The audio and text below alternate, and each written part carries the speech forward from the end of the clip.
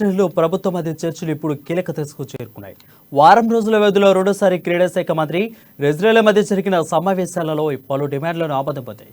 దీనిపై మరింత సమాచారం మా ప్రతినిధి ఢిల్లీ ప్రతినిధి రాజు అందిస్తారు. రాజు, చెప్పండి, ఎట్టెక్కేలకు ఇజ్రాయెల్ నిరసన అనేది ఒక కొలిక్కొచ్చింది. ఎలాంటి హామీలు ఇచ్చింది కేంద్ర ప్రభుత్వం వీరికి? వరుణ్, మొత్తం చూసినట్లయితే రిజర్వ్ డిమాండ్లను పూర్తి స్థాయిలో పరిష్కరించడానికి కేంద్రం వడివడిగా అడుగులు వేస్తోంది.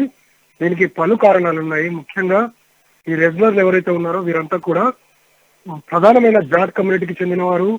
వీరు గతంలో ఈ కమ్యూనిటీ ఏదైతే ఉందో గతంలో ఇతర పార్టీలకు మద్దతు ఇచ్చి ప్రస్తుతం బీజేపీ వెంట నడుస్తోంది. దాదాపుగా 3 రాష్ట్రాల్లో, హర్యానా, ఉత్తరప్రదేశ్, రాజస్థాన్ రాష్ట్రాల్లో 40 ఎంపీ స్థానాల్లో వీరి ప్రభావం చాలా స్పష్టంగా ఉంటుంది.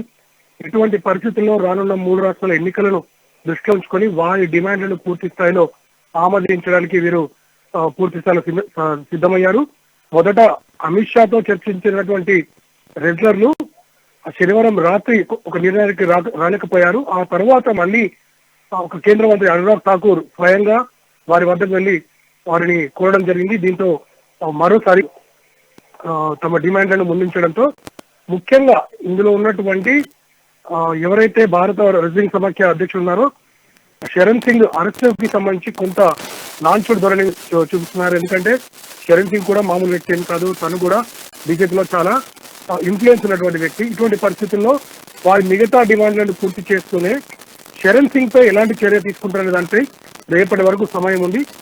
రెగ్యులర్ పెట్టినటువంటి 9వ తేదీ ఏదైతే ఉందో దాన్ని బట్టి నెక్స్ట్ ఏం జరుగుతుందనేది వేచి చూడాల్సి ఉంది మనం.